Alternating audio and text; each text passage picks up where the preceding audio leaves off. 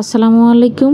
সকালের নাস্তায় রুটি বা পরোটার সাথে খাওয়ার উপযোগী মজাদার একটা ডাল ভুনার রেসিপি আপনাদের সাথে শেয়ার করে দেখাচ্ছি। আজ তৈরি করে দেখাচ্ছি হোটেল স্টাইলে মজাদার বুটের ডাল বা ছোলার ডাল ভুনা। আর এই মজাদার ছোলার ডাল রেসিপিটি শুধু রুটি বা পরোটার সাথে নয়, সাদা ভাত বা পোলাওর সাথে খেতে খুবই দারুণ লাগে। তো আজকের ছোলা বোনার জন্য এখানে আমি 1 কাপ ছোলার ডাল প্রায় 4 ঘন্টা আগে ভিজিয়ে রেখেছিলাম। তারপর এটাকে পানি বদলে খুব ভালো করে এটাকে ধুয়ে নিয়েছি। এখন একটা প্যানে প্রথমে আমি দিয়ে দিচ্ছি 3 টেবিল চামচ সয়াবিন তেল। তারপর এর মধ্যে দিয়ে দিচ্ছি 4টা এলাচ, 3-4টি দারুচিনি, 2টি তেজপাতা। একটু হালকা নেড়েছে এর মধ্যে আমি দিয়ে দিচ্ছি হাফ কাপের মতো পেঁয়াজ কুচি। পেঁয়াজ কুচিটাকে আমি হালকা করে একটু ভেজে নেব, খুব বেশি লাল করব না। যখন হালকা একটু ভাজা ভাজা হয়ে আসবে ঠিক এই পর্যায়ে আমি এর মধ্যে দিয়ে দেব হাফ চামচ আদা বাটা আর হাফ চামচ রসুন বাটা। এখন মশলা থেকে পেঁয়াজ রসুনের কাঁচা গন্ধটা যাতে সরে যায় এর জন্য মশলাটাকে আমি কিছুক্ষণ ভেজেছি। এখন এখানে আমি সামান্য পরিমাণ পানি অ্যাড করছি, কারণ এখানে আমি এখন শুকনা মশলাগুলো অ্যাড করব। প্রথমে আমি দিয়ে দিচ্ছি 1 চামচ লাল মরিচের গুঁড়া, 1 চামচ ধনিয়া গুঁড়া, 1 চামচ হলুদ গুঁড়া আর 1 চামচ লবণ দিয়ে মশলাটাকে খুব ভালোভাবে কষিয়ে নিতে হবে।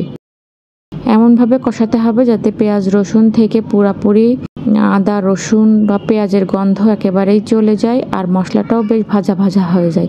ভাজতে ভাজতে মশলা থেকে যখন তেল ছেড়ে আসবে তখন এর মধ্যে আমি ধুয়ে রাখা ছোলার ডাল দিচ্ছি। মশলার সাথে ডালটাকে খুব ভালোভাবে আমি ভেজে নিচ্ছি। খুব ভালো করে ভাজতে হবে যাতে ডালের সাথে মশলাটা ভালোভাবে মেখে যায়। তো এখন আমি 2 মিনিটের জন্য ডালটাকে ঢাকা দিয়ে রাখছি। 2 মিনিট পর ঢাকনা তুলে আবারও খুব ভালো করে মশলার সাথে ডালটাকে ভাজা ভাজা করে নিচ্ছি। এতে করে ডালটা কিন্তু খেতে খুবই ভালো হবে। তো এরপর আমি ডালটা সিদ্ধ হবার জন্য প্রায় 1 লিটার পানি এখানে অ্যাড করেছি আর মিডিয়াম টু লো হিটে আমি এটাকে ঢাকনা লাগিয়ে 30 মিনিটের মতো রান্না করব।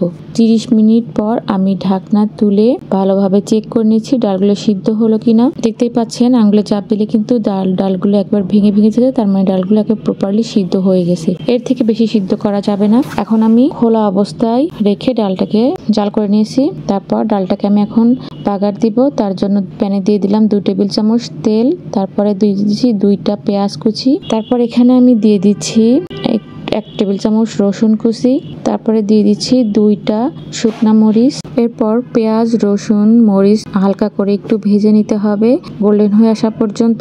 তারপর এর মধ্যে দিয়ে দিচ্ছি 1 চামচ জিরা দিয়ে হালকা করে ভেজে এর মধ্যে আমি দিয়ে দিচ্ছি সিদ্ধ করে রাখা বুটের ডাল। তারপর একটু নেড়ে চেড়ে এটাকে মিশিয়ে নিয়ে এর মধ্যে দিয়ে দিচ্ছি 4-5টা কাঁচামরিচ একটু স্বাদের জন্য। তারপর 2 থেকে 3 মিনিট এটাকে রান্না করব এবং নামানোর আগে এর মধ্যে আমি 1 টেবিল চামচের মতো ধনেপাতা কুচি দিয়ে আরো কয়েক মিনিট এটাকে জাল করে রান্না করেছি। তো কিছুক্ষণ পর যখন ডালের গা মাখা মাখা ঝোল রয়েছে, একেবারে শুকিয়ে ফেলা যাবে না, তখন শেষ পর্যায়ে এসে আমি লবণটা চেখে দিয়েছি। চেখে দেখার পরে আমি এখানে হাফ চামচের মতো বিট লবণ অ্যাড করেছি। আপনারা চাইলে বিট লবণের বদলে সাধারণ লবণ অ্যাড করতে পারেন। এখন আমি চুলার জালটা অফ করে দিয়েছি। তারপর দেখতে পাচ্ছেন কতটা সুন্দর হয়েছে ডাল রান্নাটা। এরপর আমি একটা বাটিতে পরিবেশন করে আপনাদের দেখিয়ে দিচ্ছি।